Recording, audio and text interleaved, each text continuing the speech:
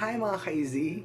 Ang topic natin ngayon ay kung paano makakatulong ang end screen para ma-reach mo agad ang 4,000 watch hours mo. So panoorin mo to.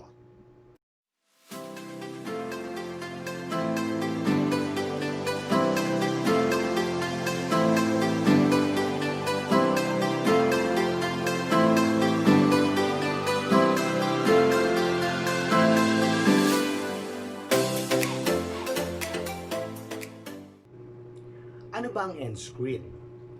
Ito yung button na nagpa-pop up 20 minutes bago matapos ang video mo. Guys, ito yung tinatawag na end screen. Yung bilog na yan, ayan ang tinatawag na subscribe button. Kapag clinic mo yan, pupunta siya doon sa mismong channel mo para i-subscribe niya. At dyan naman sa kabila, dyan naman yung suggested video mo. Na pag once na clinic niya yan, dyan naman mapupunta siya sa mismong next video mo or suggested video mo. So, paano yan makakatulong? Pag-uusapan natin yan. Ayan guys, paano ba makakatulong talaga ang end screen sa pagpapadami ng watch hours mo?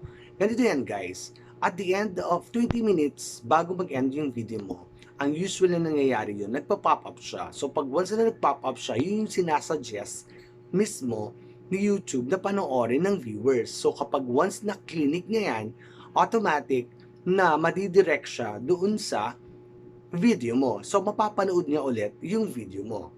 So ngayon, madadagdagan yung watch hours mo at saka yung views mo. Guys, paano ba ito gawin? So unang-una, unang step natin is pumunta kayo sa Chrome ninyo. Pag once na nakapunta na kayo sa Chrome ninyo, pumunta kayo mismo doon sa channel ninyo. So yan guys, pumunta na kayo sa channel ninyo.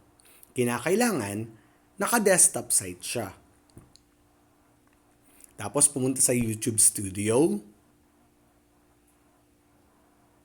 Pumunta sa videos. And then, i-click mismo yung video ninyo. At yan ang lalabas. Dun sa may parang lapis, i-click nyo yan. At ayan na nalalabas. Then, i-click nyo ulit yung square na yan. I-click yung kulay blue. And then, mamili kayo kung suggested video ninyo or newly uploaded video ninyo. And then, i-save na. Ganun lang kadali, mga ka-easy.